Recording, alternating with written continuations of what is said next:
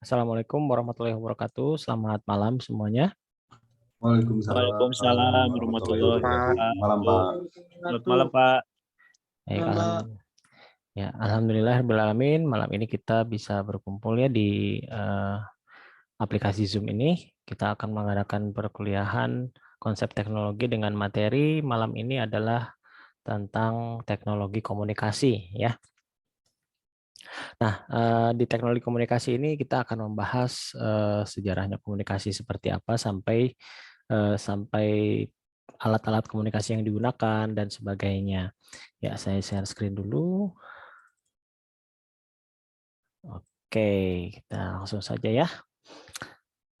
Nah, seperti biasa, saya pasti kalau misalnya membuat sebuah bahasan baru, saya harus cari dulu akar katanya ya, seperti komunikasi. Nah, komunikasi ini memiliki pengertian kalau dari Kamus Besar Bahasa Indonesia adalah pengiriman dan penerimaan pesan atau berita antara dua orang atau lebih, sehingga pesan yang dimaksud dapat dipahami. Nah, pesan yang dikirim ini adalah berupa data atau informasi ya. Nah, kalau misalnya di contoh yang saya tampilkan ini ada gambar, ada 3 gambar. Nah, gambar yang paling kanan itu gambar 0101 itu merupakan sebuah data ya, karena kita tidak bisa mengetahui maksud dari gambar tersebut. Sehingga ini bisa disebut sebuah data karena hanya berupa simbol-simbol 0101.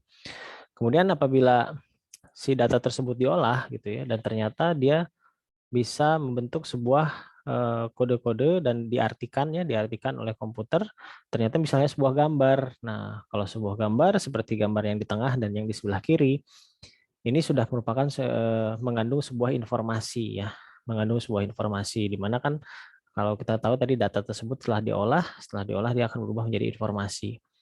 Nah, dari data ini kan kita bisa lihat kalau yang misalnya sebelah kiri ini, oh berarti cuaca cerah, misalnya kalau berhubungan dengan cuaca. Kalau misalnya yang di tengah berarti cuacanya sedang badai, seperti itu ya. Nah, ini contoh untuk komunikasi ya, yang pengertian dari komunikasi. Lalu pengertian dari teknologi ya, pengertian dari teknologi komunikasi. Jadi bila dirangkai, kata teknologi dan komunikasi memiliki arti peralatan atau perangkat keras hardware ya, dalam sebuah struktur organisasi yang mengandung nilai-nilai sosial yang memungkinkan setiap individu mengumpulkan, memproses, dan saling tukar-menukar informasi dengan individu lain. Jadi lebih yang disebut sebagai teknologi komunikasi itu adalah hardware-nya, alatnya ya, alat yang digunakan untuk bertukar pesan atau data ya, bertukar informasi.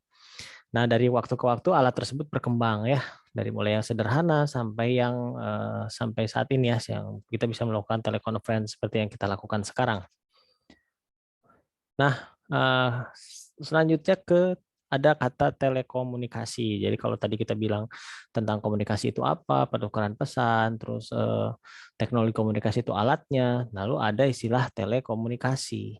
Nah, bila dipecah lagi, telekomunikasi artinya kalau tele itu jauh, komunikasi itu tadi informasi saling bertukar pesan, berarti telekomunikasi itu adalah pertukaran informasi atau pesan ya atau data yang dilakukan dengan jarak jauh ya, dengan jarak jauh.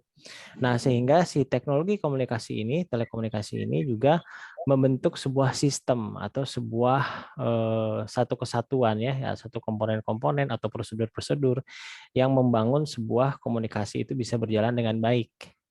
Sehingga kita bisa mengetahui bahwa komponen-komponen telekomunikasi itu terdiri dari 3 bagian yang sangat besar, yaitu manusia yang melakukan interaksinya ya, seperti contoh sini ada 2 orang manusia, 2 orang aktor lah ya. Nah, lalu ada media transmisinya, medianya itu apa gitu ya. Dan yang ketiga adalah data atau informasi yang dikirim. Jadi paling tidak konsep dasar dari komunikasi itu ada ini. Dan kenapa ada media transmisi? Nah, si media transmisi inilah yang menghubungkan jarak ya, jarak yang jauh dari kedua orang tersebut. Jadi konsep dasarnya seperti ini. Nah, dengan adanya tadi kan kita sudah berbicara tentang sistem. Dengan adanya tujuan sistem telekomunikasi memiliki tujuan ya. Tujuannya adalah satu, pengirim data gitu ya. Ini contoh beberapa tujuan dari sistem telekomunikasi. yang bisa kita ambil kesimpulan. Jadi dia fungsinya dari sistem telekomunikasi itu bisa mengirim data dalam jumlah yang besar gitu ya, karena dia sudah berhubungan dengan komponen-komponen yang lain. Lalu juga mengurangi noise ya, noise dari si data yang dikirim ya.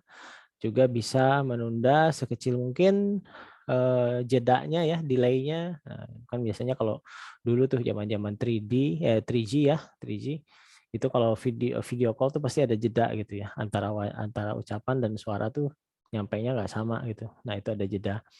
Nah, salah satu tujuan sistem telekomunikasi itu bagaimana terciptanya komunikasi dengan baik ya, seperti itu. Nah, di sini ada beberapa tujuan yang bisa kita ambil seperti itu. Baik, nah sekarang kita langsung masuk ke konsep dasar dari sistem telekomunikasi. Kan tadi kita tahu tujuannya ya. Jadi tujuan dari sistem telekomunikasi itu membangun sebuah eh, lingkungan gitu ya, sebuah lingkungan yang mampu mengirim data atau pesan dengan jarak jauh. Nah, sehingga dari dasar dari telekomunikasi itu sebetulnya ada eh, apa namanya ada tiga ya, ada tiga dari konsep dasar telekomunikasi. Ada simplex, half duplex, dan full duplex ya. Kalau simplex itu apa, half duplex itu apa, full duplex itu apa. Simplex itu siarannya hanya satu arah ya, interaksinya satu arah. Sementara half duplex itu ada interaksi tapi dia bergantian. Nah, sementara kalau full duplex, nah itu bisa melakukan interaksi secara langsung real time. Nah, ini keterangannya. Jadi komunikasi simplex itu komunikasi yang merupakan yang dilakukan satu arah ya, simplex. Seperti kalau kita sedang mendengarkan radio atau kita sedang melihat televisi ya, sedang sedang nonton televisi. Nah, itu sifat komunikasinya satu arah. Jadi yang nge-broadcast atau yang mengirim pesan itu tidak bisa berinteraksi langsung dengan yang menontonnya atau yang mendengarnya atau audiensnya. Ya, jadi pesannya hanya satu arah. Begitu juga yang menontonnya ya, audiensnya atau yang penerima pesannya ya, itu tidak bisa berinteraksi langsung dengan orang yang sedang siaran seperti itu ya. Nah, walaupun kalau misalnya kita kenal adalah siaran langsung ya, tetap kita tidak bisa berinteraksi tanpa bantuan alat komunikasi lain seperti telepon ya. Nah, itu baru bisa melakukan komunikasi secara langsung. Nah, kemudian yang kedua adalah half duplex ya. Nah, half duplex itu pengirim dan penerima dapat melakukan komunikasi dua arah, namun dalam pengiriman informasinya harus bergantian ya. Nah, seperti yang kita kalau misalnya kita pakai pernah dengar yang namanya radio amatir ya. Radio amatir itu ya seperti CB atau ini yang sebelah kanan ini adalah CB. Walkie talkie, Pak. Enggak, yang sebelah kanan ini CB. Kalau yang sebelah kiri itu walkie talkie, beda ya. Nah, CB ini single band. Nah, ini dia jangkauannya sangat luas, bisa melewati negara ya. Nah, kalau ini karena dia gelombang radionya sangat besar. Sementara kalau semakin kecil, nah ini yang radio amatir yang tengah ya, yang mungkin kalau di Indonesia ada organisasinya seperti ORARI ya, Organisasi Radio Amatir Indonesia. Nah, lalu yang paling kiri ini adalah walkie talkie atau handy talkie. Nah, ini biasanya digunakan oleh oleh kepolisian ya atau misalnya oleh bisa juga kita gunakan kalau misalnya kita sedang camping atau apa untuk berkomunikasi jarak dekat ya kalau handy talkie atau walkie talkie ini. Jadi jaraknya tidak jauh gitu. Mungkin paling bisa jangkauannya itu tidak sampai melewati kota ya gitu. Dia jangkauannya pendek kalau misalnya yang HT lah, istilahnya HT ya, atau handy talkie. Nah, seperti itu. Ini komunikasi atau alat komunikasi half duplex. Nah, lalu ada duplex ya, full duplex. Ya, full duplex ini ya komunikasi dua arahnya langsung, pengirim dan penerima dapat berinteraksi secara langsung komunikasinya tanpa harus bergantian ya. Ya seperti alat yang menggunakan adalah telepon ya atau video call gitu dan menggunakan media internet.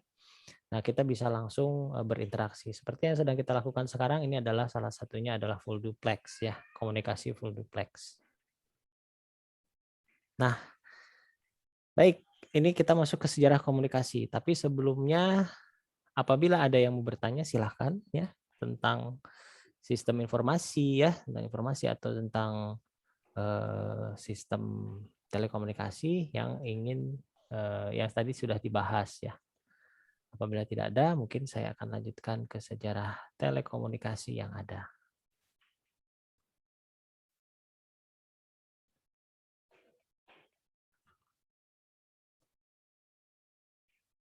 Oke, sepertinya tidak ada. Nah, saya langsung masuk saja ke sejarah telekomunikasi ya. Nah, dari sejarah telekomunikasi yang sudah berlalu gitu sebetulnya terbagi atas 3 bagian besar, 3 bagian kelompok besar ya. Di mana sejarahnya dimulai dari zaman prasejarah ya, sejarah telekomunikasi itu. Karena kan tadi seperti pengertiannya telekomunikasi itu adalah komunikasi jarak jauh ya. Nah, dari komunikasi jarak jauh ini alat-alat yang digunakan juga masih sederhana ketika zaman prasejarah, masih menggunakan istilahnya sinyal asap ya bagi yang ada di bukit mengasih tahu orang-orang yang ada di bawahnya begitu ya. Atau bisa juga menggunakan suara trompet ya yang terbuat dari tanduk binatang ya atau misal juga dari kerang gitu ya. Kita bisa lihat seperti contoh di gambar. Nah, ini sebetulnya pada zaman sekarang pun di tempat-tempat terpencil ya di Indonesia juga masih ada yang menggunakan peralatan seperti ini ya, yang mungkin di suku-suku pedalaman ya yang masih memanfaatkan hal ini. Lalu masuk ke bagian yang kedua yaitu bagian sejarah di mana zaman sejarah ini ditandai dengan adanya alat telekomunikasi jarak jauh berupa tulisan ya. Nah, berupa tulisan. Nah, tulisan ini berupa yang ditulis di awalnya dari tablet ya, dari tablet tanah liat. Nah, seperti contoh di gambar ini. Jadi dari tablet tanah liat itu mulai dibentuk huruf-huruf atau simbol-simbol yang kemudian dikirim ya, sehingga orang dari jarak jauh bisa menerima pesan dari orang yang mengirimkannya. Lalu sekitar tahun 500 sebelum Masehi ditemukan kertas ya, ditemukan kertas tapi masih berupa dari pohon papirus ya, dari serat pohon papirus. Nah, ini yang masih digunakan di Mesir ya. Nah, masih di Mesir di sini masih digunakan. Nah, lalu sekitar abad kedua gitu ya, abad kedua di Cina itu mulai ditemukan kertas yang terbuat dari bambu ya, dari bambu dan akhirnya kualitas kertasnya lebih baik dibandingkan yang papirus tadi ya. Jadi di sini akhirnya bisa membuat lukisan atau tulisan ya yang memungkinkan mengirimkan pesan dari jarak jauh menggunakan surat seperti itu. Nah, ketika abad ke-15 dan sampai sekarang ini sudah masuk ke zaman modern ya. Nah, zaman modern di mana di sini sudah ditemukannya telepon ya, ketika ditemukannya telepon, terus ditemukannya telegraf ya yang menggunakan kode Morse. Lalu ya ditemukannya listrik, terus ya tercipta itu ya kode Morse itu kan dari awalnya dari rangkaian listrik itu. Jadi sinyal-sinyal listrik yang dimodifikasi. Lalu juga ada sampai ditemukannya komputer. Nah, komputer diintegrasikan akhirnya menjadi smartphone sampai saat ini. Dan kemudian juga ada era internet ya tahun 1973 sampai 90-an. Awal-awal internet digunakan sebagai pengiriman data. Nah, itu sudah mulai marak ya. Nah, setelah lepas dari tahun 2000 ke sini itu internet sudah bisa digunakan untuk video conference, untuk bahkan untuk bisa menggunakan aplikasi bermain game gitu ya, untuk berinteraksi, untuk sarana hiburan juga seperti itu. Nah, baik, mungkin kita akan bahas sedikit lebih jauh tentang media telekomunikasi yang pernah ada ya. Seperti yang tadi sudah dibahas sekilas, yang pertama adalah surat menyurat. Nah, jadi ini teknologi eh, telekomunikasi yang paling tua yaitu surat menyurat yang terbuat dari lembaran papirus ini yang paling sebelah kiri. Nah, lalu di sini yang dari kertas ya. Nah, dari kertas dan akhirnya digunakan sebagai media telekomunikasi yang pertama ya, yang pertama. setelah zaman modern. Tentunya kalau sebelum zaman yang lalu kan ada yang lainnya.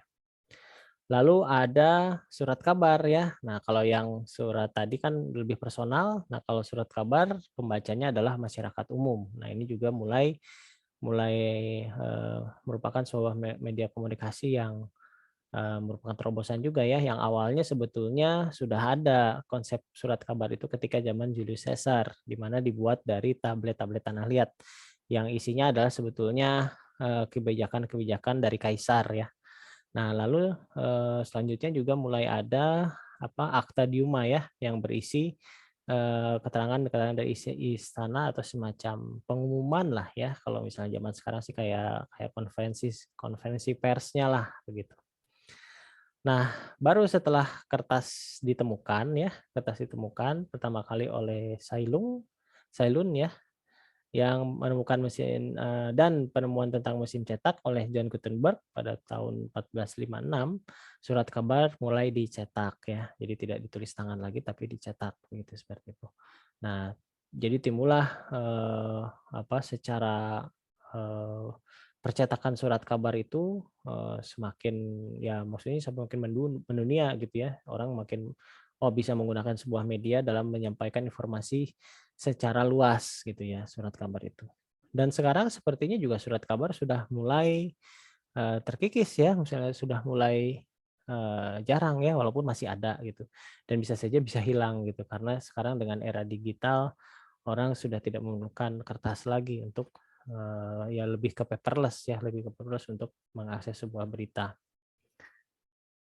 Nah, selanjutnya salah satu penemuan terpenting lagi setelah surat kabar itu ada telegraf. Nah, di mana telegraf ini sebetulnya memodifikasi sinyal listrik ya yang dihubungkan menggunakan kabel. Lalu modifikasi sinyal listrik itu diberi kode-kode. Kodenya yang kita kenal sebagai kode Morse. Nah, kode Morse itu dia mengirimkan sinyal, lalu ada alatnya di ujung penerimanya dia akan menerjemahkan sinyal tersebut dan itu biasanya ada pembacanya juga ya. Jadi karena waktu itu kan masih tidak ada komputerisasi, nggak ada komputer. Jadi dia langsung manual oleh si pendengarnya. Begitu ada telegraf didengarkan langsung gitu ya. Didengarkan langsung, oh ya ini kodenya lalu diterjemahkan seperti itu secara langsung. Nah, itu yang terjadi ketika era-era telegraf ya, di mana waktu masa-masa Perang Dunia Kedua itu sudah mulai digunakan untuk mengirimkan pesan jarak jauh seperti itu. Nah, selanjutnya ada telex ya. Telex ini adalah media komunikasi yang menjadi cikal bakal mesin fax sekarang ya. Nah, dulu mungkin ya sekitar 10 tahun atau 15 tahun sebelumnya itu mesin fax masih ramai digunakan ya. Masih banyak orang menggunakan. Kalau sekarang mungkin sudah mulai agak berkurang ya penggunaan mesin fax. Jadi karena orang lebih cenderung menggunakan email untuk mengirimkan dokumen karena lebih jelas ya hasilnya. Nah, mesin telex ini konsepnya adalah ketika dia mengirimkan pesan, yang menerimanya bisa mencetak atau ngeprint ya, bisa mencetak hasil pesan yang dikirim tersebut. Nah, sehingga dimodifikasilah mesin telex ini menjadi cikal bakal mesin fax seperti itu. Nah, selanjutnya adalah media telekomunikasi telepon. Nah, telepon inilah yang ditemukan oleh Alexander Graham Bell di mana telepon ini masih menggunakan kabel. Ya, jadi sebetulnya ini juga sama memanfaatkan sinyal listrik yang dimodifikasi ya. Ya, sinyal listrik dimodifikasi bisa menerjemahkan suara gitu ya, merubahnya menjadi sinyal listrik, lalu sinyal listriknya dikirim dan diterjemahkan di receiver-nya, penerimanya seperti itu. Nah, masih menggunakan telepon kabel, otomatis didirikan jaringan-jaringannya, jaringan untuk menghubungkan satu tempat ke tempat yang lain menggunakan kabel. Nah, baru setelah ada teknologi selanjutnya adalah telepon seluler yang wireless tanpa kabel. Nah, kalau ini tidak menggunakan tidak memanfaatkan listrik ya, tapi dia memanfaatkan gelombang radio. Nah, dia memanfaatkan gelombang radio. Nah, di sini gelombang radio tersebut yang tadi cikal bakalnya adalah dari yang tadi tuh, yang CB ya, yang walkie-talkie dari sinyal-sinyal itu. Cuma dimodifikasi dan diambil frekuensi yang berbeda begitu. Nah, kita tahu di sini seperti yang saya di gambar yang saya tampilkan, ini ada penemu ponsel ya, penemu seluler, namanya adalah Martin Cooper ya. Dia adalah sebetulnya seorang karyawan dari Motorola.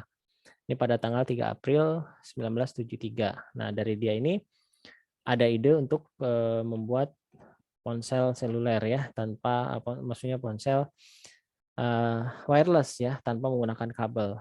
Namun tentunya masih banyak kekurangan karena masih sederhana, tapi pada saat itu sudah merupakan suatu terobosan ketika telepon tidak menggunakan kabel lagi gitu.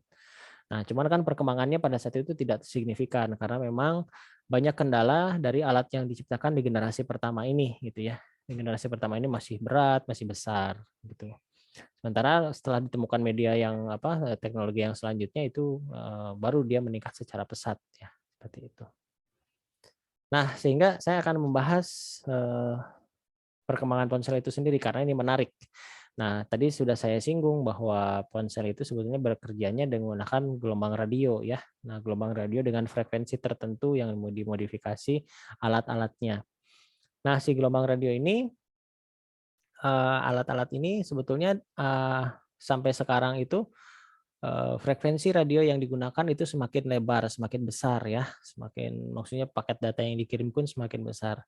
Sehingga kita menyebutnya ada generasi 1, 2, 3, dan 4. Yang sekarang kita sudah masuk ke generasi 4 dan kelima ya, masa transisi. Masa transisi dari 4 ke 5.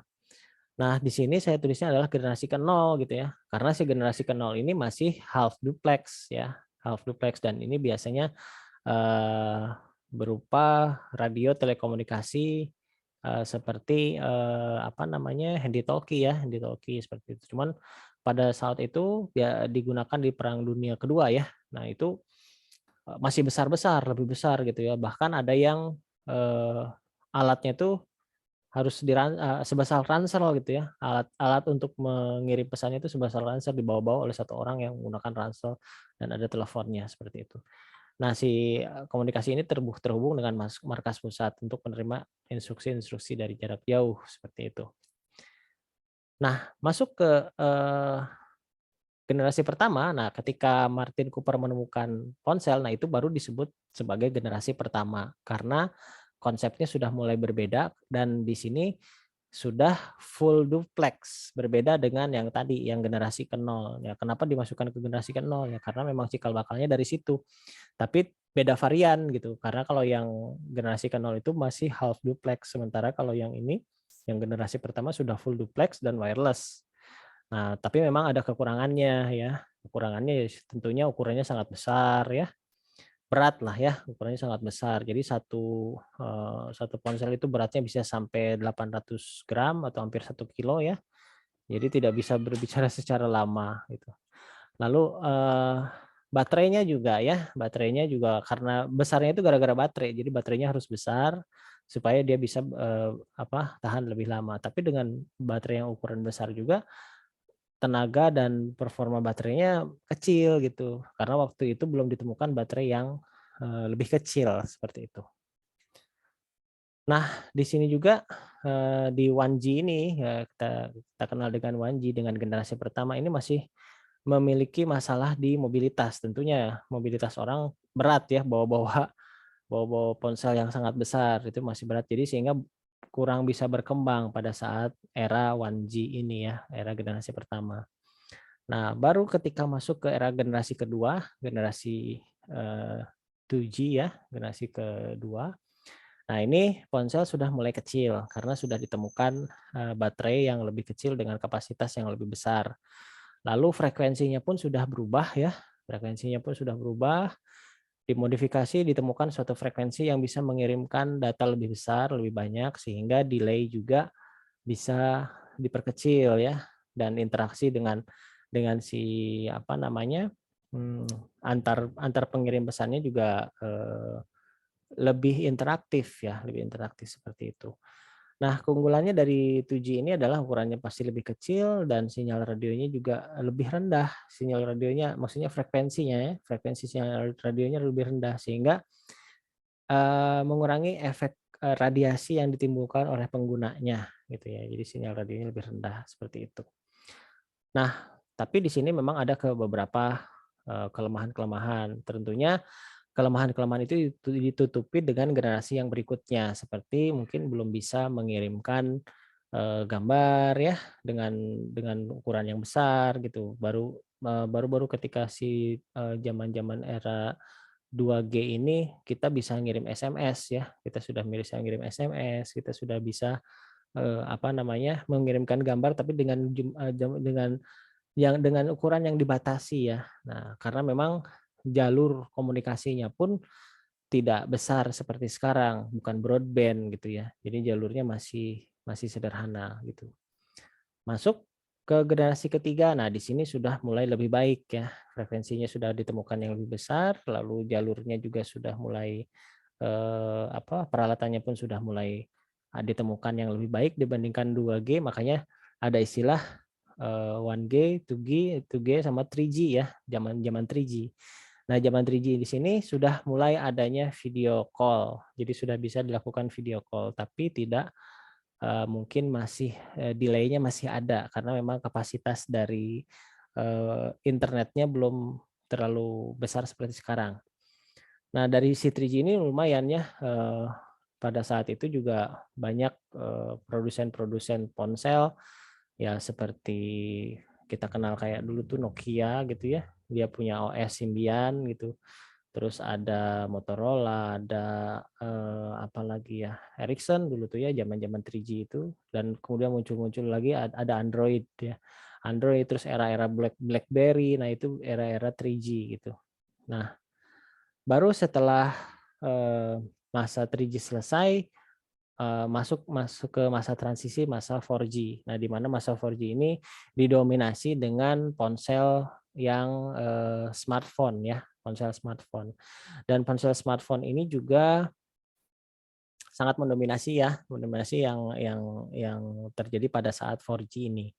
Tentunya teknologi 3G-nya juga sudah mulai ditinggalkan, sudah mulai sedikit-sedikit mulai hilang, tapi jaringannya masih ada karena kenapa? Karena tidak semua pelosok seperti di Indonesia aja ya, tidak semua pelosok itu eh, apa dapat jangkauan 4G-nya. Jadi kadang-kadang masih dapat jangkauannya yang 3G-nya gitu ya. Ya mungkin bedanya kayak tadi kalau misalnya jaringannya dapat yang 3G tidak bisa melakukan video conference ya. Mungkin hanya video call aja dengan adanya delay begitu. Sementara kalau 4G-nya aktif, nah kita bisa melakukan video conference otomatis data yang dikirimkan pun lebih besar sehingga kualitas komunikasinya pun lebih baik ya, seperti itu. Nah, selanjutnya masuk ke generasi 5G. Nah, 5G ini di beberapa negara maju sudah mulai digunakan ya. Di sini lagi-lagi ininya ya, kemampuan dari pengiriman datanya yang lebih besar, berkali-kali lipat pengiriman datanya dibandingkan yang 4G ya. Dari 4G aja kita sudah bisa menggunakan aplikasi-aplikasi yang digunakan pada ponsel tersebut. Jadi aplikasi itu dari mulai aplikasi seperti sosial media ya, mengirim gambar, mengirim suara gitu, mengirim pesan sudah otomatis bisa ya. Lalu bisa mengirimkan file ya, mengirimkan sebuah file, bahkan bisa bermain game juga karena game itu sebetulnya yang dikirimkan adalah data ya, interaksi data sebetulnya. Nah, dengannya 4G itu juga sudah banyak tercover menggunakan beberapa aplikasi untuk dari kegiatan manusia itu sendiri. Apalagi 5G. Nah, kalau 5G berarti kemampuan dari pengiriman datanya lebih besar lagi. Otomatis ya pasti ya ada aplikasi-aplikasi yang dulunya di 4G itu masih berat. Nah, ketika masuk 5G itu lebih ringan karena kapasitas pengiriman datanya lebih luas seperti itu. Oke, selesai materinya. Sekarang kita masuk sesi tanya jawab ya. Silahkan yang mau bertanya seputar teknologi komunikasi, saya persilahkan.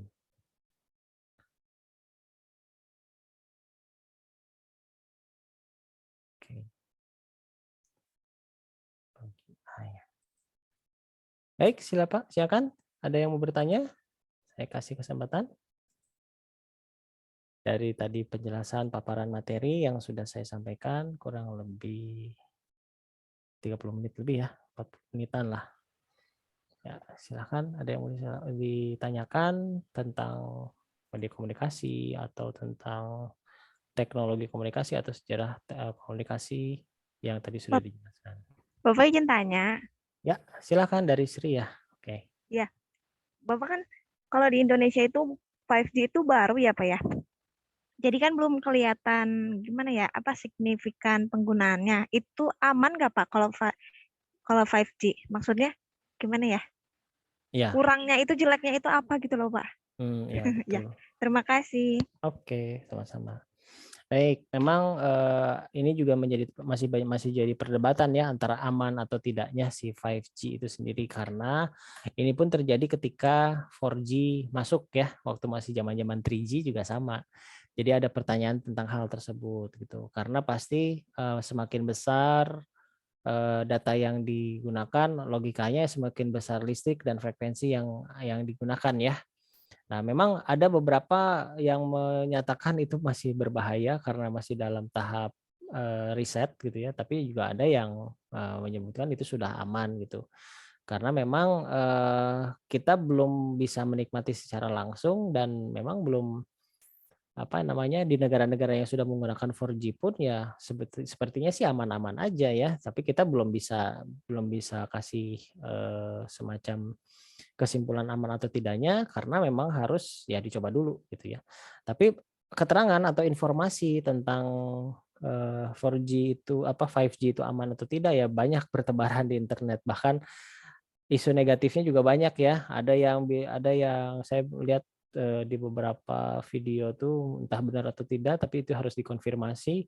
Ada misalnya burung yang lewat di daerah pemancar 5G malah terbakar seperti itu ya. Ya kita nggak tahu itu benar atau enggak gitu. Jadi harus dikonfirmasi juga. Makanya saya tidak bisa bilang bahwa ini berbahaya atau tidak gitu ya.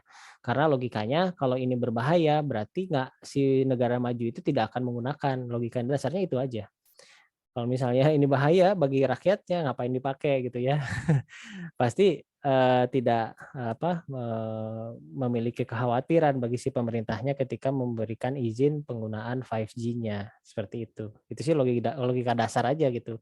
Berarti bisa jadi kenapa nggak masuk ke Indonesia itu bisa jadi bukan dari isu aman atau tidaknya, tapi dari isu infrastruktur gitu, infrastrukturnya pembangunannya udah sanggup atau tidak menggunakan teknologi tersebut begitu. Sama seperti 4G ya. Mungkin di pedalaman Indonesia juga belum nyampe 4G, masih di kota-kota besar gitu ya. Ini sudah ada 5G ya, makin makin ketinggalan berarti yang di dalam gitu kan ya, seperti itu. Gitu. Jadi kayak harus ada pendukungnya gitu ya Pak, kayak tower-tower gitu Ya, di sana ya. jelas. Betul, jelas. Karena kan teknisnya komunikasi yang terjadi menggunakan ponsel itu kan ada dua jenis ya. Ada dua jenis tuh kalau yang menggunakan ponsel. Jenis yang pertama itu yang dia komunikasinya dari tower ke tower gitu. Jadi dari tower dia dari si ponsel itu dia tercover dari sinyal si tower yang dibangun atau kita kenal sebagai BTS ya, BTS-nya. Bukan grup band ya. Grup band BTS itu bukan. Itu memang ada area covernya. Jadi kalau berada di area covernya kita bisa berkomunikasi ke ke tower tersebut. Nah, dari tower dia akan meneruskan lagi ke tower yang lain, ke tower yang lain sampai ke server. Sampai ke tujuannya kita gitu. Misalnya kita mau nelpon teman kita yang ada di Purwakarta, kalau masih dalam satu tower ya mungkin langsung gitu ya. Dari tower itu dia langsung mantul. Tapi kalau sudah berbeda kota gitu ya, dia akan pindah-pindah dulu gitu dari tower ke satu ke tower yang lain. Nah, itu yang jenis pertama. Nah, jenis yang kedua, apabila memang tidak ada tower di tempatnya seperti di tengah laut ya. Tengah laut itu nggak ada tower. Jadi yang digunakannya adalah ponsel satelit. Nah, jadi ponselnya dia nembak langsung ke satelit gitu ya, menembakkan sinyal langsung ke satelit. Nah, itu ada sama menggunakan frekuensi radio juga gitu. Nah, memang ada dua jenis ya ponsel tersebut. Nah, tentunya dari segi biaya lebih mahal yang langsung ke satelit ya, lebih mahal karena jalurnya beda gitu, jalurnya khusus yang seperti providernya pun dia harus punya lisensi terhadap si satelit itu sendiri ya. Kalau saya bandingkan kalau nggak salah hampir 10 kali lipatnya lah harga pulsanya ya Misalnya kalau pulsanya yang biasa gitu ya, yang GSM atau yang CDMA itu harganya 100.000 sebanding dengan harga 1 juta untuk Baire kalau nggak salah ya, itu si ponsel untuk si provider untuk satelitnya ya. Dan itu ya boros, tapi biasanya digunakan oleh orang-orang yang bekerja di tengah lautan ya, di lepas pantai, misalnya di pengoboran minyak atau di pertambangan yang di dalam gitu ya, yang di tengah hutan, yang nggak ada sinyal dari si tower itu sendiri. Nah, itu pasti difasilitasi dengan telepon satelit seperti itu. Baik, ada lagi yang mau ditanyakan? Pak mau bertanya Pak. Boleh, silakan. Dari siapa ini? Dari Rafil Rafil. Pak. Oke, Rafil. Ya Pak, kan kemarin tadi sempat dibahas antara 4G sama 5G kan Pak. Ya. Nah, kemarin kan sempat ada isu antara Cina sama Amerika itu lomba-lomba bikin 5G duluan. Ya. Itu kan kata Donald Trump, siapa yang mencapai 5G duluan bakal mengendalikan Dunia. jalur komunikasi itu dunia. Iya. Itu kenapa Pak kayak gitu Pak?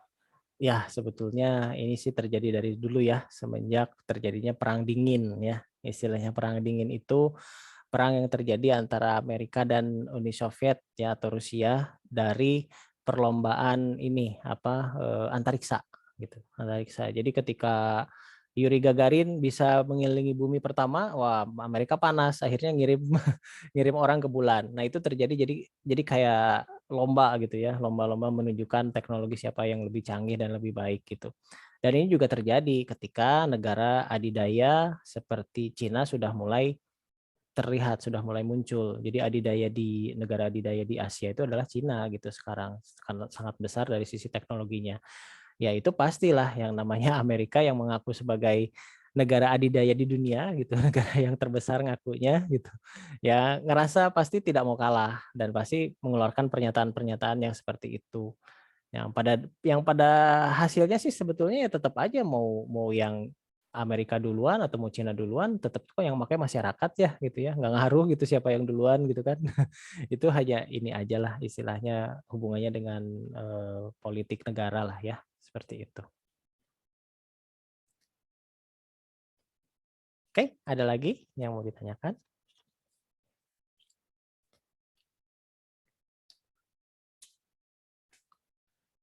Nah,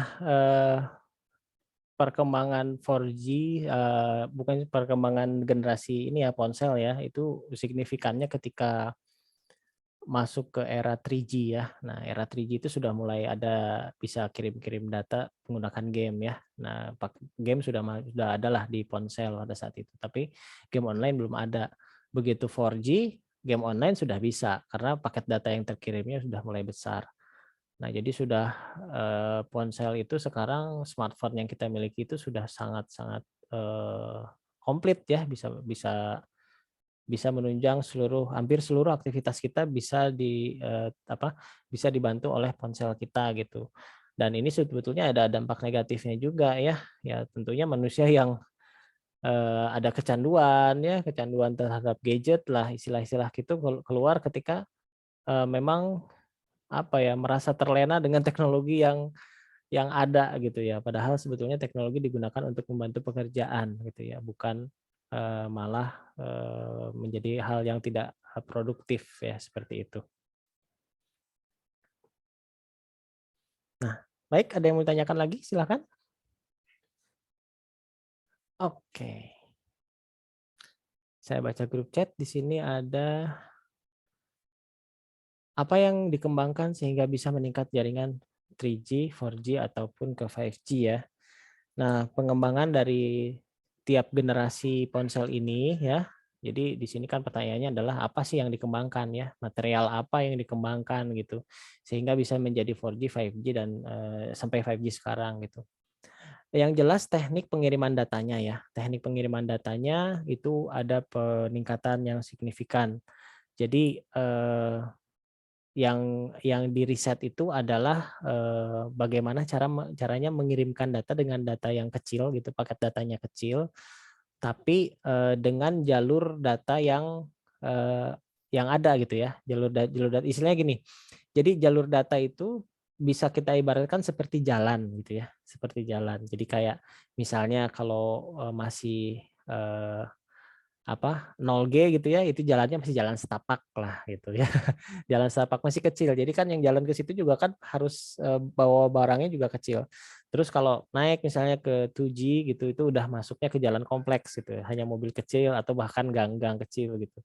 Nah, setelah 3G itu sudah mulai masuk ke jalan protokol yang lebih lebar. Jadi truk bisa masuk gitu lebih besar. Nah, yang 4G ini ya ini lebih lebar lagi, jalan provinsi ya atau jalan tol gitu ya.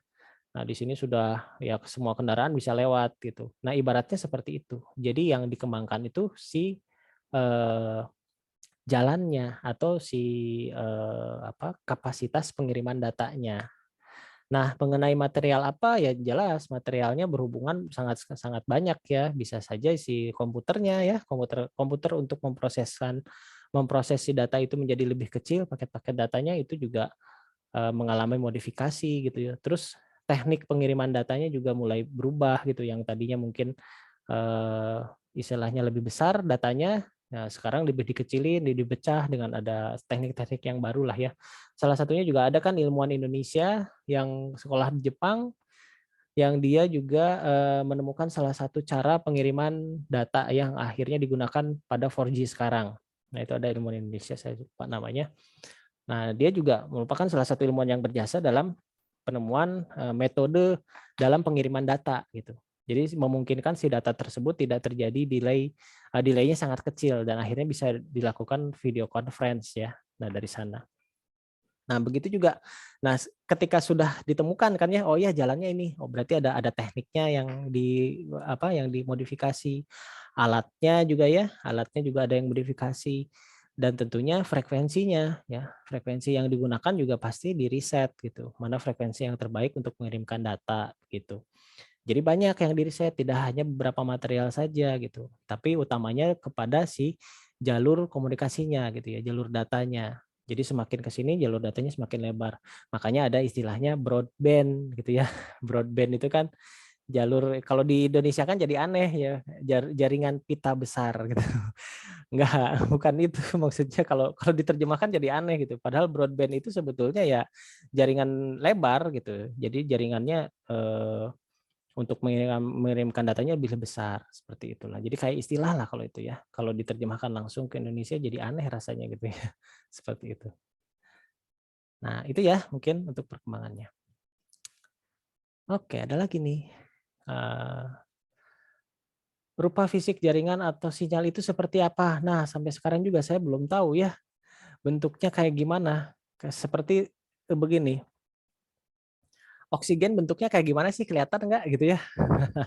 Kasat mata kan ya, kasat mata. Sama. Jadi kalau ini kan ini berhubungan dengan gelombang radio gitu. Gelombang radio itu ada unsur listriknya juga gitu ya, tapi ada unsur frekuensinya juga. Nah, itu juga nggak bisa dilihat dengan kasat mata. Jadi harus menggunakan alat untuk menangkap si frekuensi tersebut, frekuensi di sinyal tersebut. Tentunya nggak akan bisa dilihat, tapi bisa diterjemahkan hanya menggunakan alat gitu. Nah, si frekuensi radio itu merambat di mana? Itu jadi pertanyaannya kan. Merambatnya kok di mana kalau misalnya bisa lebih besar gitu ya. Ya tentunya bisa merambat di udara gitu ya. Tentunya bisa merambat di udara. Nah, nanti ada pertanyaan lagi, kalau di ruang angkasa gimana, nggak ada udara gitu ya. Nah, itu mulai dari riset lagi ya. Ternyata gelombang radio itu tidak merambat di udara gitu ya. Tapi dia merambat di medium ruang. Di medium ruang yang mungkin kita kenal sebagai ether sekarang, atau seperti dark matter ya, dark matter. Yang terakhir itu di riset bahwa memang ada material yang memang bisa digunakan untuk merambat radio, rambatan radio itu di sana. Nah, itu risetnya jauh panjang ya gitu, panjang sekali, karena itu bisa menjawab oh ternyata bisa mengirimkan sinyal radio di ruang angkasa. Begitu juga cahaya itu juga merambat sebetulnya ya, merambat pada ruang gitu. Nah, ruang itu pasti ada material, ada materi yang tidak terdefinisikan, jadi bisa juga disebut sebagai dark matter gitu ya. Nah, dark matter itu sendiri kan masih ya masih dalam riset yang sangat dalam ya, risetnya seperti apa, bentuknya seperti apa. Makanya disebut dark juga ya karena memang tidak terlihat secara jangankan kasat mata ya, oleh alat pun alatnya harus modifikasi. Oh iya ini ada nih, ada mediumnya, tapi belum bisa dijelaskan secara detail, secara gamblang seperti apa. Tapi ada risetnya begitu ya. Oke. Mungkin seperti itu ya. Jadi satu pertanyaan bisa nyambungnya kemana-mana sebetulnya ya, sampai ke dark matter segala. Gitu. Tapi itu yang terjadi. Ya, jadi kita harus tahu. Jadi kalau ini dari mana sih gitu ya. Jadi kita kalau istilahnya mempelajari sesuatu tuh apa ya, kalau orang Sunda mah nyebutnya paratkeun gitu ya sampai habis gitu. Jadi harus sampai ke akarnya gitu. Baru kita bisa mengerti gitu, apa sih yang terjadi gitu. Nah, saking nggak kelihatannya bentuk sinyal, saat bayar tagihan juga kepikiran. Ya itu sama kan, kalau bayar tagihan sama aja dengan terima kasih kan, gitu ya. Terima gaji kan, terima kasih, udah terima kasih lagi gitu kan. Seperti itu. Ya iyalah, itu ya sebetulnya konsekuensi dari penggunaan fasilitas. Tapi pernah berpikir sih, kenapa sih kok harus bayar? Nah, gitu. Pernah nggak terpikirkan kenapa harus bayar gitu?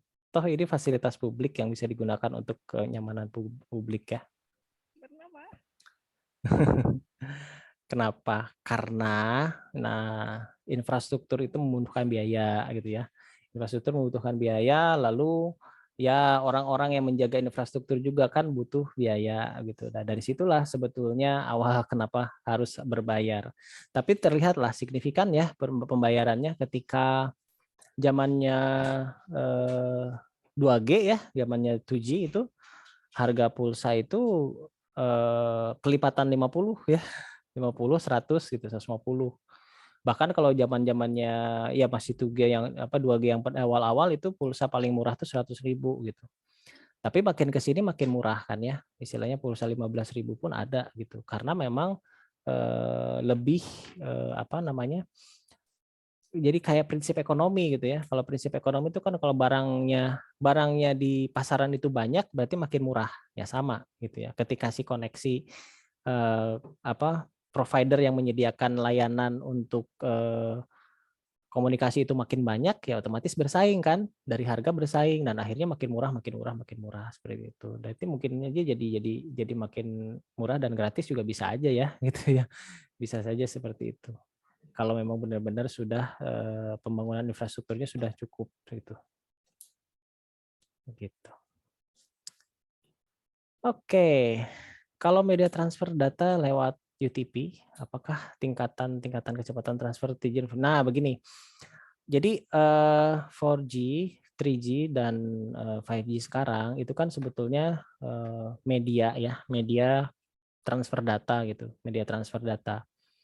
Nah, sebetulnya di sini ada beberapa proses ya, ada beberapa proses yang menyebabkan si data itu bisa terkirim.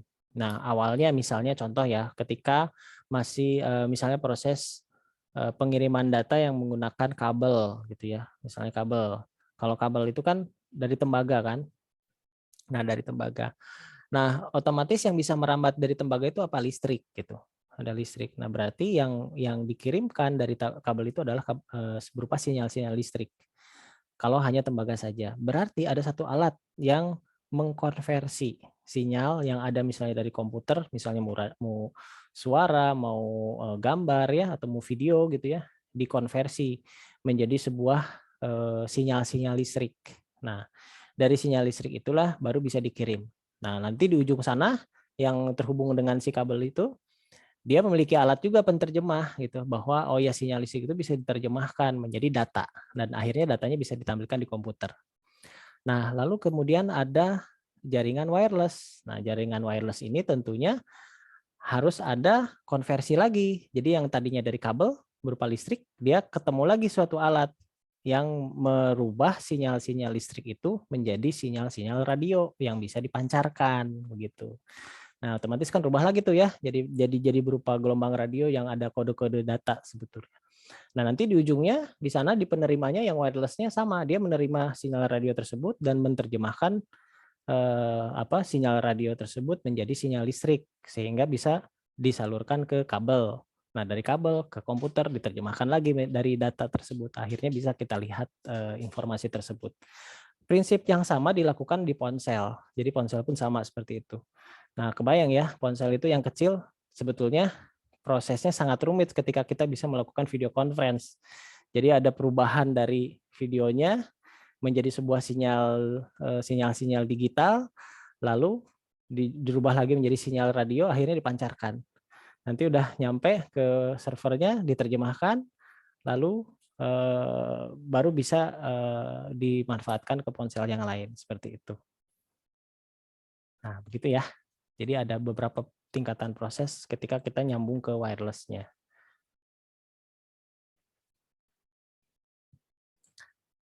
Baik, ada lagi yang mau bertanya?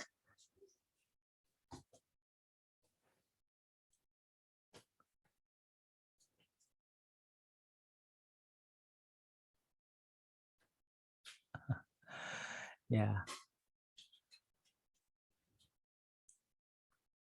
Oke, silakan raise hand atau ada open mic langsung kalau misalnya ada yang mau bertanya. Kalau sementara tidak ada, saya mau coba. Silakan. Ada yang open mic? Boleh tanya nggak, Langsung? Pak? Boleh, silakan. Kemarin kan saya lihat ini ya Pak, berita.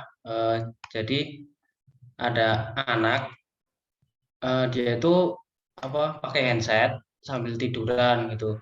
Nah, Ya. terus selang berapa jam dia itu meninggal, Pak. Nah, Ya. pas meninggal itu di telinganya ada cairan keluar gitu, entah itu apa. Nah, itu apakah disebabkan oleh sinyal atau apa ya, Pak ya? Terima Ya. kasih, Pak. Nah, itu banyak penyebabnya ya. Mungkin harus diriset dulu apa penyebabnya itu. Ya, bisa jadi dari sinyal, bisa jadi dari tapi kalau dari sinyal berarti harus ada pemicu. Harus ada pemicu yang sinyal itu menjadi besar. Karena memang ada kejadian juga ini sampai masuk ke dalam sempat ditanyakan juga di TV ya. Orang ketika bertelepon gitu ya, lagi nelpon pakai telepon kabel padahal ya, telepon kabel gitu. Terus tiba-tiba meninggal gitu ya.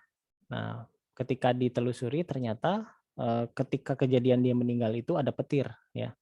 Yang petir sebetulnya nyambernya di luar gitu ya, nyambernya di tingkat nggak jauh lah dari dia, cuman memang jalurnya dia kena ke jalur telepon dan akhirnya listriknya itu nyampe ke kepala dia dan akhirnya bisa menyebabkan kematian saat itu juga gitu.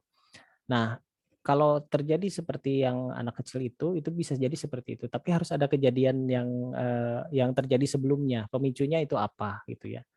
Bisa saja mungkin ada sinyal yang tiba-tiba membesar atau dia sedang mengakses apa gitu ya.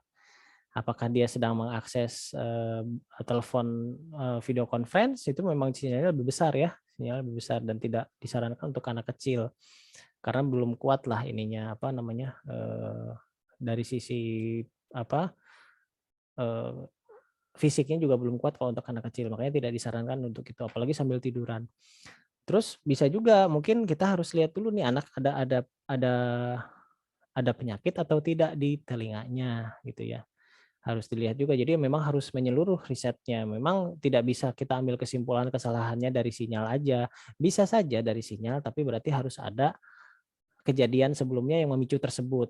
Kenapa saya bilang seperti itu? Karena kalau memang benar-benar dari sinyal yang merusak, berarti orang yang pakai headset ketika kita video conference berjam-jam itu bahaya dong ya gitu. Bisa-bisa pada ini semua gitu, pada Tapi ya kan itu gitu. posisinya tidur itu, Pak. Iya, Ketiduran gitu posisinya itu. ya makanya itu kan harus dilihat runutan kejadiannya.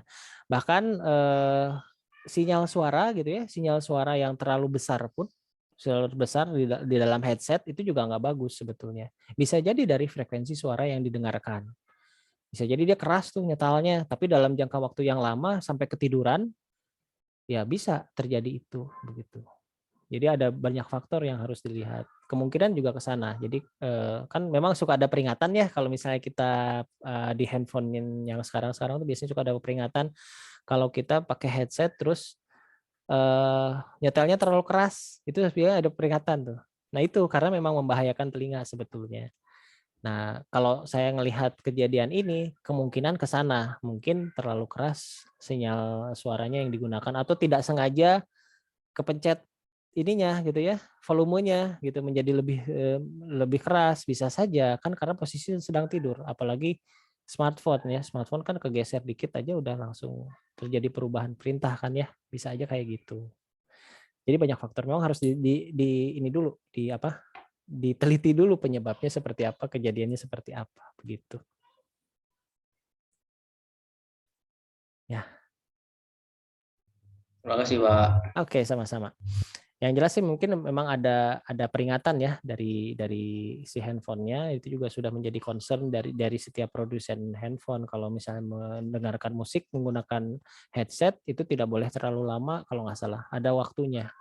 Tidak terlalu lama dan tidak boleh terlalu keras karena bisa mengganggu pendengaran gitu ya. Seperti itu. Oke, ada lagi yang mau bertanya? Oke, ada pertanyaan.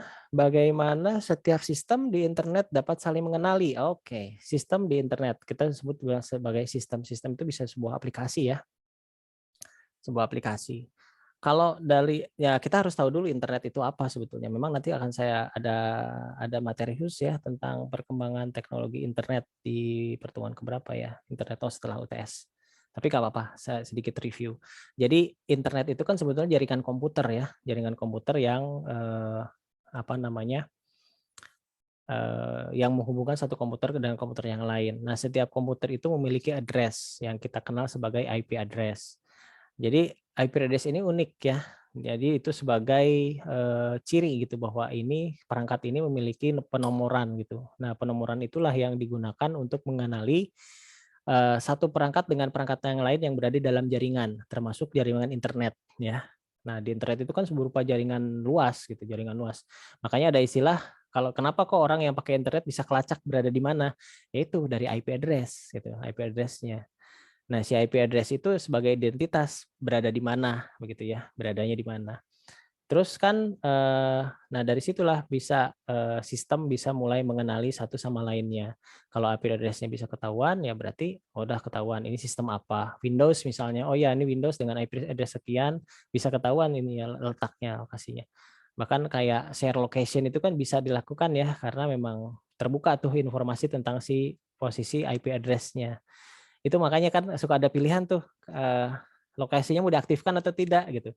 Ya itu sebetulnya ada kuncinya. Kalau misalnya tidak diaktifkan berarti informasi tentang lokasinya tertutup. Tapi IP address-nya tetap kelacak gitu. Cuman informasi tentang service informasi lokasinya tertutup gitu. Nah, makanya ada pilihan seperti itu. Ya, cuman tetap aja bisa kelacak karena begitu IP address-nya tahu bisa dilacak ini dari tower mana, nah, bisa kelacak kan ke sana. Itu biasanya urusan urusan sama polisi ya. Kalau misalnya untuk melacak orang ya dilacaknya seperti itu. Begitu. Makanya bisa ketangkep aja kan hacker di mana aja gitu ya. Bisa kelacak ya karena IP address-nya. Kadang-kadang kan muter-muter dulu tuh. Si IP address-nya dibikin palsu, tapi tetap aja kelacak gitu. Karena mau jalurnya kemana aja dia diikutin gitu ya. Makanya kalau kayak di film-film gitu ya, kita dengar ada yang telepon dilacak gitu ya. Dia kan di waktu tuh. Ya karena dia tahu waktu untuk melacaknya berapa menit gitu. Begitu udah mau habis dia tutup teleponnya berarti nggak kelacak letaknya. Bisa kayak gitu. Karena kan dia mungkin muter-muter dulu. Berada di nelponnya di Amerika tapi dia muter-muter dulu ke Irak gitu ya. Bisa itu dilakukan ya. Ya, cuma jadi ada delay begitu. Oke. Ya, ada lagi yang mau bertanya? Saya Pak, Silakan. Pak setuju nggak kalau saya bilang ciri dari revolusi alat komunikasi 4.0 itu ditandai dengan peluncuran original iPhone oleh Steve Jobs, Pak? Original iPhone enggak sih, saya nggak setuju itu sebetulnya. iPhone itu sebetulnya ya Steve Jobs itu seorang jenius ya, seorang jenius dia yang bisa menciptakan bukan ya orangnya anti mainstream gitu istilahnya. Anti mainstream itu ya dia tidak mau sama seperti orang lain gitu. Sehingga dia bisa menghasilkan produk-produk yang berbeda gitu, berbeda dengan orang lain. Nah, ketika produknya berbeda dan unggul, nah itu jadi unik gitu. Jadi unik. Ya 4G itu tidak di apa? Era industri 4.0 itu tidak ditandai dengan iPhone sebetulnya, tapi ditandai dengan internet yang terintegrasi dengan alat ya, seperti itu. Ya, itu lebih ke brand sih. Kalau iPhone itu lebih ke brand. Memang beda sendiri ya, kalau iPhone itu dia memang ya apa namanya? Apple lah ya. Apple itu memang beda sendiri. Sistem operasinya pun berbeda gitu. Oke, ada lagi yang mau bertanya? Silakan.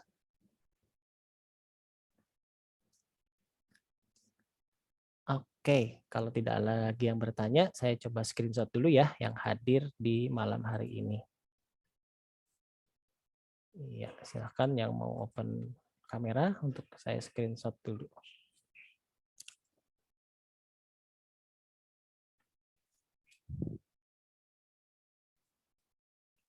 Baik, siap ya. 1, 2, 3. Sip. Oke, ya.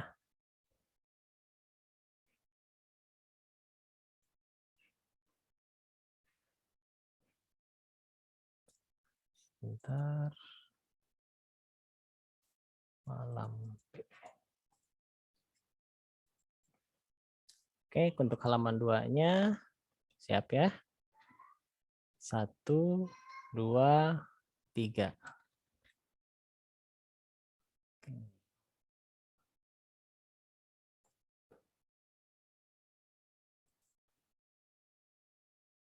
Iya, saya save dulu.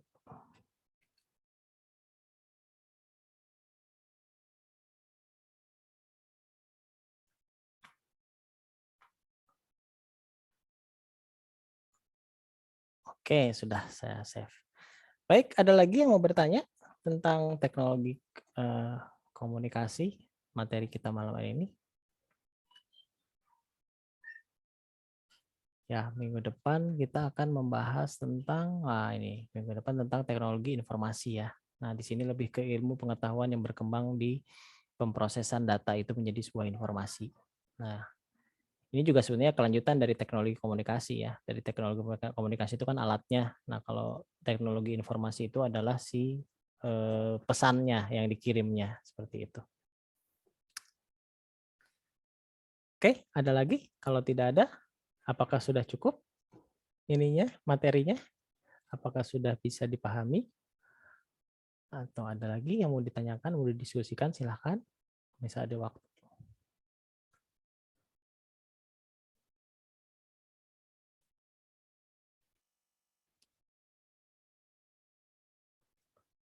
Oke, ya sepertinya tidak ada lagi ya bertanya ya. Ya, kalau sudah tidak ada lagi yang bertanya ya saya tutup saja ya materi kuliah malam hari ini ya.